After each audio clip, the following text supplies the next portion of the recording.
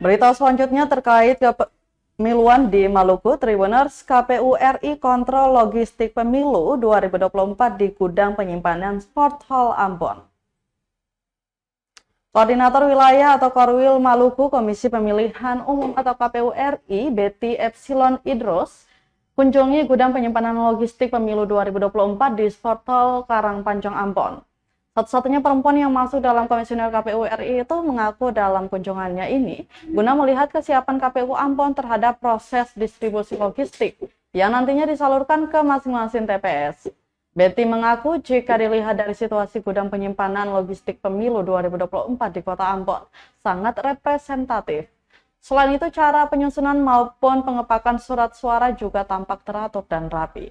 Kemudian proses pengamanan di lingkungan sekitar gudang juga terpantau aman karena dijaga oleh polisi maupun TNI.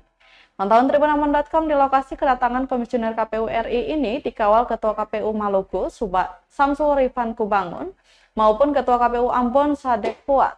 Selain itu, penjabat Wali Kota Ambon Podewin Watimena juga turut mendampingi dan pihak kepolisian maupun TNI. Tampak Betty dan rombongan melihat langsung proses pelipatan hingga pengepakan surat suara yang akan didistribusi ke masing-masing TPS.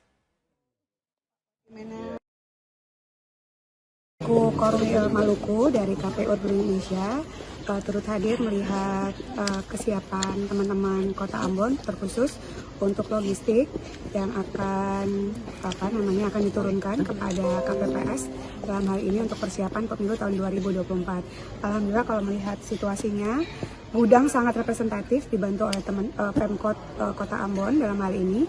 Lalu kalau melihat juga tata cara penyusunan, lalu kemudian pengepakan, tata cara pengamanan juga dibantu oleh pihak kepolisian, lalu pihak tentara. Dalam hal ini juga sangat teratur, sangat rapi, juga sangat aman, nyaman dalam hal melakukan pengepakan sebelum nanti dikirim ke TPS. Dalam hal ini logistik pemilu tahun 2024. Ibu.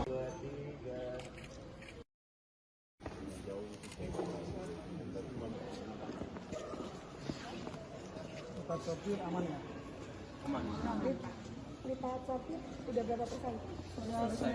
Download Tribun X sekarang.